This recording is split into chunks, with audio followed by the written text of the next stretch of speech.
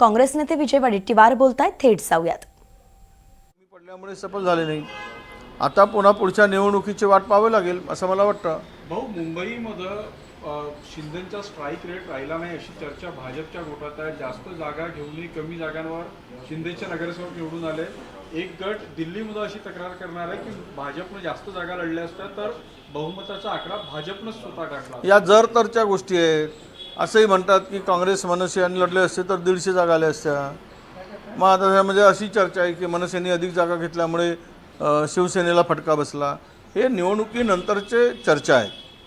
जो जीता वो सिकंदर, जिसके पास में आलं त्या परिस्थितीमध्ये चर्चा झाल्यानंतर जे काही मॅन्डेट मिळालं ते स्वीकारलं पाहिजे। संजय राऊत यांनी म्हटलं की चंद्रपूरमध्ये उबाठाच्या नगरसेवकाशिवाय महापौर बसणार नाही। नाही, ते उबाटांची आपली युती नव्हती, पण उबाटा आणि आम्ही महाविकास आघाडीमध्ये एकत्र आहोत, म्हणून आम्हाला वाटतं की आपण एकत्र राहून सत्ता स्थापन करावी अशी आमची भूमिका आहे आणि त्यासाठी त्यांच्याशी चर्चा आमची सुरू आहे। त्यांनी पण उबाठाने पण महापौर पदावर दावा केलेला आहे चंद्रपूरमध्ये। हो, मागं त्यांनी दावा केलेला आहे, प्रश्नच नाही। त्यांनी दावा करण्याचा त्यांचा अधिकार आहे, कारण पण ते आता चर्चा करून आम्ही तो निर्णय घेऊ।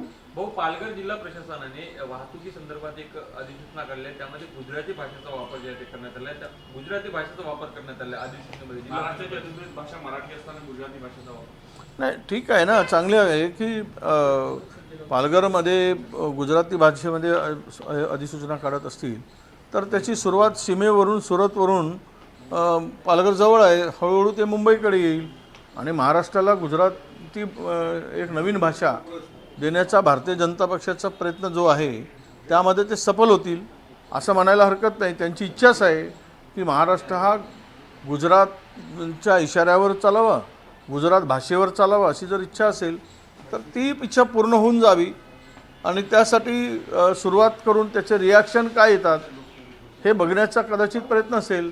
खडा टाकायचा आणि वाट बघायची।